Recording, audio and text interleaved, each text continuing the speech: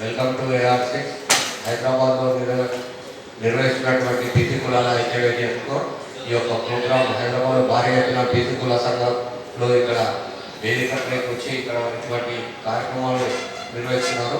ఇక్కడ BC secretary అయినటువంటి వారు ఈ యొక్క సన్నివేశాన్ని చెప్పవలసిందిగా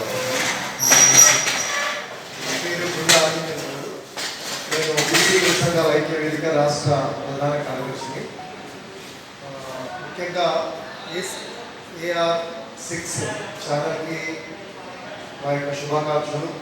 అదేవిధంగా 2013 నుంచి 15 వరకు బీసీ కుల సంఘాల ఐక్యవేదిక పోరాటం జరిపి 16లో రిజిస్ట్రేషన్ చేసి ఆ తర్వాత ప్రతి సంవత్సరము ఈ కార్యక్రమాల్లో మా బీసీ కుల సంఘాల ఐక్యవేదిక యొక్క కార్యవర్గ సమావేశం జరుగుతుంది.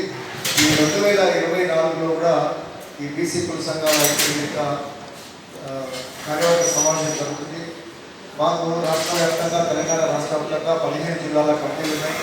అదేవిధంగా రాష్ట్ర కమిటీలో ఒక 50 మందితో, సిటీ నగర హైదరాబాద్ నగర కమిటీలో ఒక 50 మందితో, హైదరాబాద్లో ఒక 14 అసెంబ్లీ కమిటీలతో కూడా ఇది చాలా చక్కగా క్రమశిక్షణయుతంగా జరుగుతుంది. ఈరోజు ఈ 11 ఆగస్టు 2024న బీసీ కుల సంఘాల ఐక్యవేదిక యొక్క కార్యవర్గ సమావేశం. మా కార్యకర్తలకి ప్రతి సంవత్సరము కార్యవర్గ సమావేశం జరుగుతుంది. ఈ కార్యవర్గ సమావేశానికి అందరూ ఆహ్వానితులే కాబట్టి అందరికీ మేము స్వాగతం సుస్వాగతం చెప్తున్నాం. ఈ యొక్క బీసీ కులాల కోసం ఇక్కడికి వచ్చేస్తున్నటువంటి వారు ఎవరెవరు వస్తున్నారో మీరు దాంట్లో దీనికి ఈ బీసీ కుల సంఘాల ఐక్యవేదిక యొక్క కార్యవర్గ సమావేశం 3 సెక్షన్లుగా ఉంటుంది.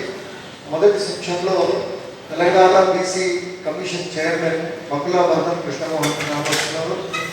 అదేవిధంగా రాజ్ కుమార్ గారు మన భారతీయ జనతా పార్టీలో రాష్ట్ర కోశాధికారి వారు వస్తున్నారు.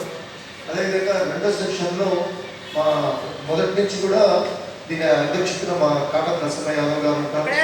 అదేవిధంగా మూడో సెక్షన్లో సావనేరు విడుదల ఉంటుంది. సావనేరు విడుదలలో ఈటల రాజేందర్ గారు ఎంపీ గారు, అదేవిధంగా BC finance corporation chairman Telangana Srikanth Goud గారు వస్తున్నారు.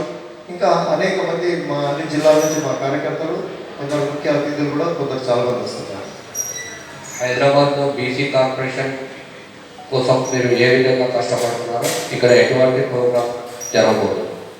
మేము చేసే కార్యక్రమాలన్నీ ఇప్పుడు మా కార్యక్రమం ప్రారంభంలో మా అధ్యక్షుల వారు, అదేవిధంగా జనరల్ సెక్రటరీ రిపోర్టు తర్వాత మా వాళ్ళందరూ కూడా చెప్తారు కాబట్టి అన్ని విషయాలు అప్పుడు